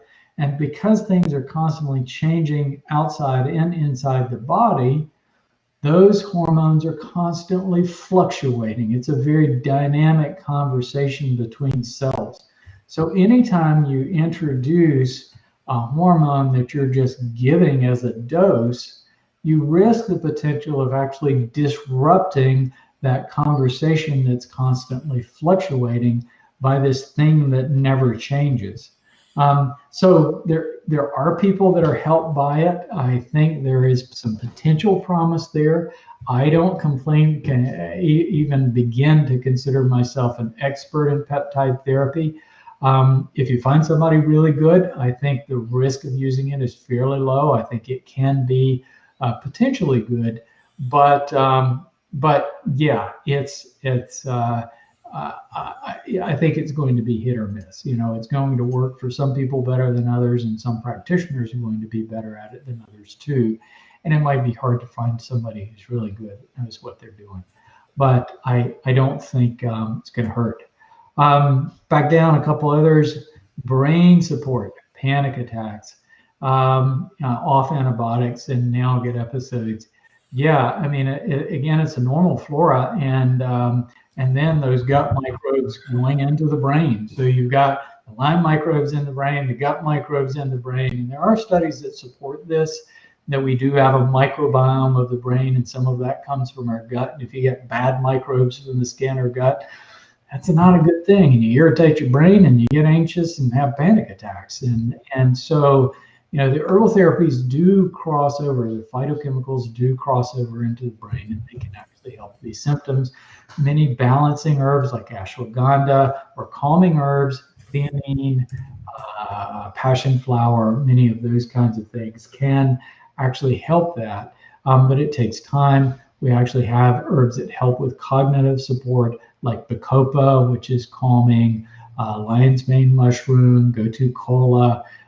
Many of these things can have a really nice effect.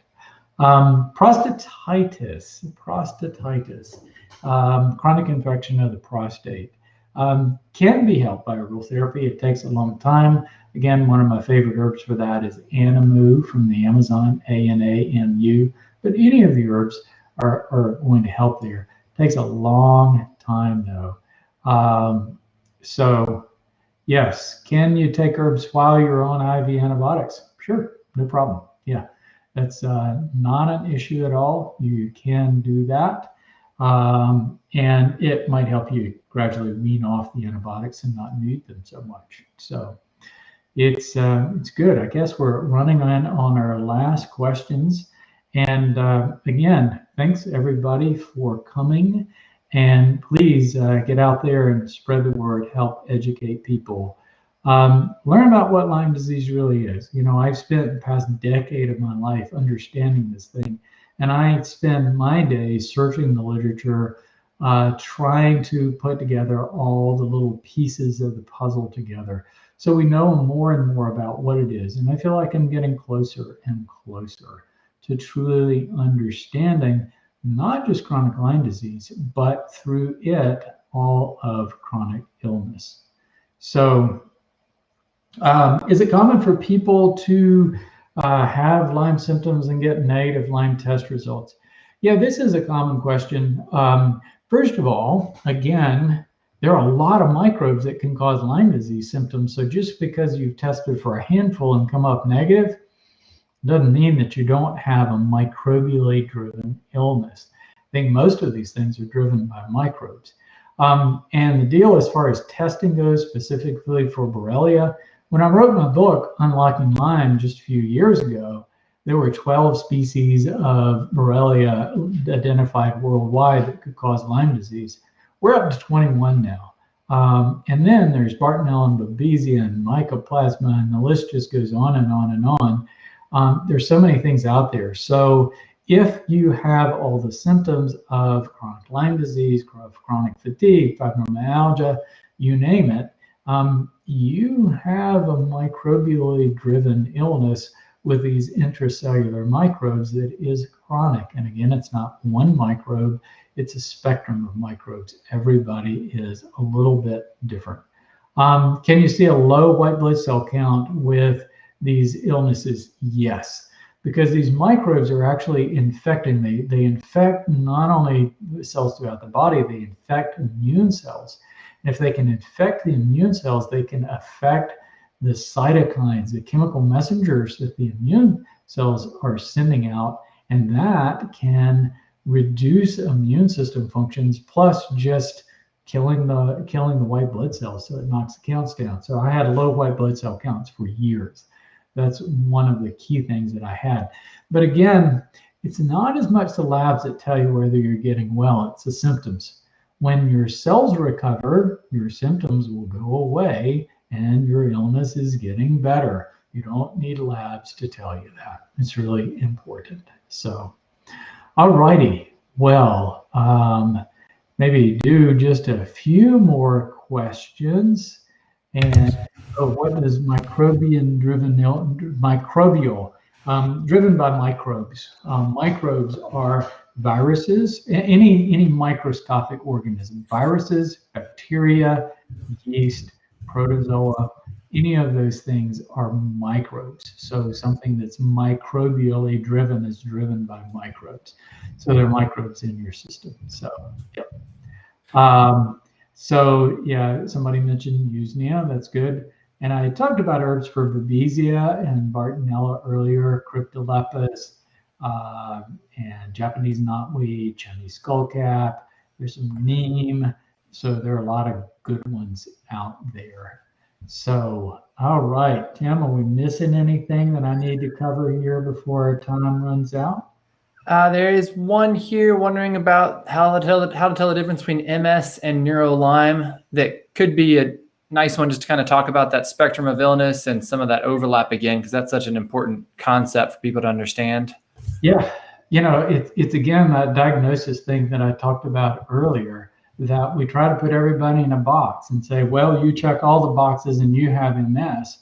But yeah, you don't quite check all the boxes, so it must be something else. And a lot of those people end up finding they have Borrelia and they identify with chronic Lyme disease.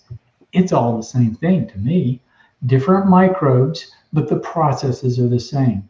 So there have been numerous microbes that have connected to multiple sclerosis, but the conventional community refuses to recognize that as being present.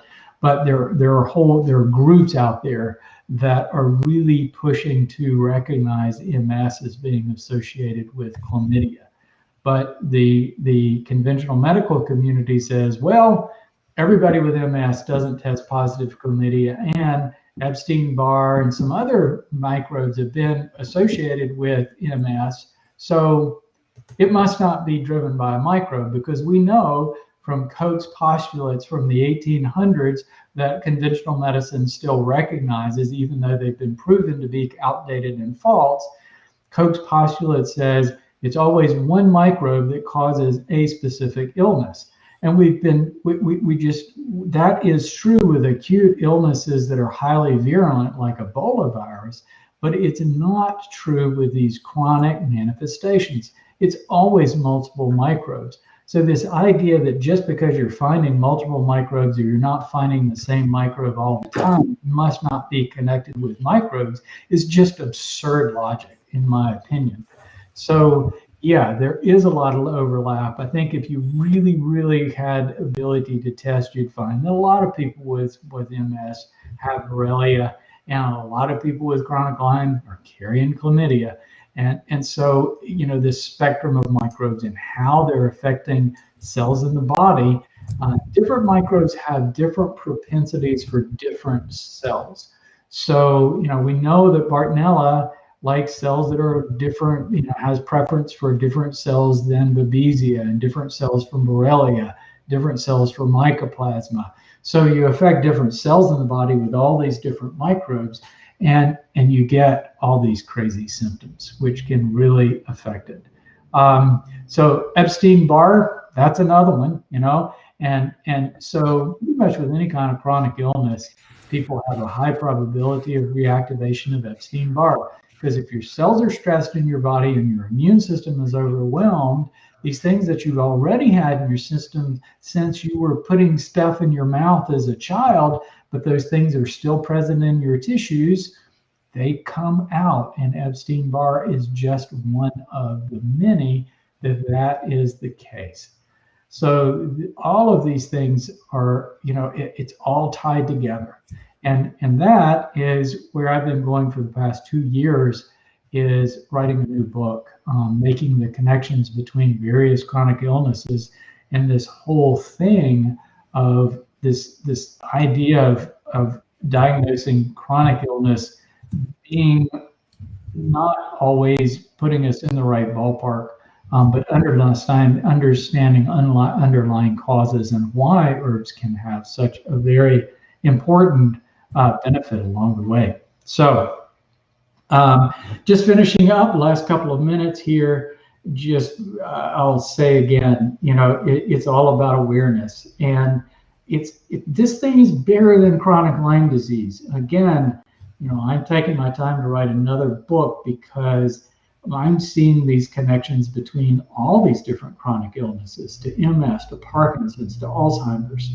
And it's a big part of the whole thing that when we understand these connections and better understand chronic illness, then we can make forward progress, not with just chronic Lyme disease, but chronic illness in general. Because when you look at this thing, the way that we address chronic illness is completely dysfunctional.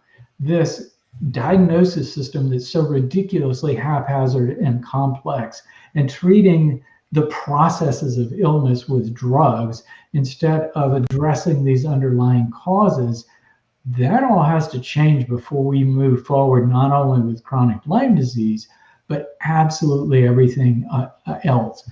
So you guys are a part of that. And so you're my audience. I get to share all this research that I've done to help educate you guys, so you guys can go out there and help educate everyone else, so that we make this thing change. We create that wave that affects everybody's lives and the entire medical system, so people are getting better care, they're getting more appropriate care, and they're not just being marginalized when they have something that the system just doesn't understand, like chronic Lyme disease. So I will wind it up with that. Again, thanks everyone for coming. It has been a pleasure. Everyone stay well and take care of each other too. Thanks so much, Dr. Rawls. See you next time. And Pleasure. Thanks again, everybody, for being here. Hope you learned a lot. It was a pretty packed 2 hours, I know. So I'm sure there's a lot to absorb. This all will be posted and recorded on our YouTube channel at Rawls MD, as well as the Rawls MD Facebook page. So if you want to go back and watch any of it, you're welcome to do that. Once again, want to thank you all for being here, and want to thank our chat moderator, Paulette, for helping out on the back end, fielding a lot of your questions and sharing helpful articles that Dr. Rawls has written over at Rawls MD. A lot of great resources over there. And you can also find out more about our other events for Lyme Awareness Month at Rawls MD. Just a few things we want to highlight, though. Do want to let you know about, once again, that Lyme Warrior Charity Spotlight, where you're helping support the efforts over at Lyme Warrior this month. And a big thing they're doing is a virtual 5K, and they're raising money and doing a lot of great stuff. Check it out at lymewarrior.us. And then also want to remind everybody to get a copy of Unlocking Lyme. It's a great resource. This is my copy of it, heavily read and annotated, and we refer to it a lot here in the Rawls MD office, because we get a lot of support questions and education questions, and we're constantly trying to help people learn more about this confusing topic. So I think if you get that book, you'll have a lot of things demystified. So check that out at the link that Paulette has posted in the chat, and then you can enter the code LYMEBOOK for a free copy.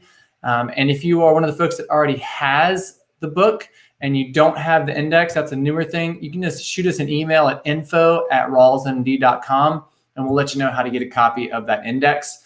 If you already have a copy and you want to get one for somebody else, you're welcome to do that too and help us spread the word. We always appreciate that.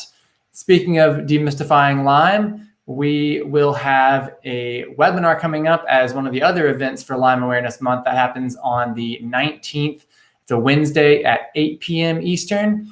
And Dr. Rawls will be back on for about an hour to an hour and a half. We'll have a presentation. We'll field a few more Q&As, and look forward to seeing you there for learning some other new things. We'll cover a lot of things that were not covered at this webinar, actually. So I think you would learn something new. So I think that is all, everybody. I want to thank you again so much for coming, and hope you can help us spread the word about Lyme this month, and wish you all the best of luck on your recoveries and your path to better health. If you need anything at all, check us out again at rawlsmd.com or send us a question at info@rawlsmd. I look forward to seeing you all on the next event, and take care. Bye, everybody.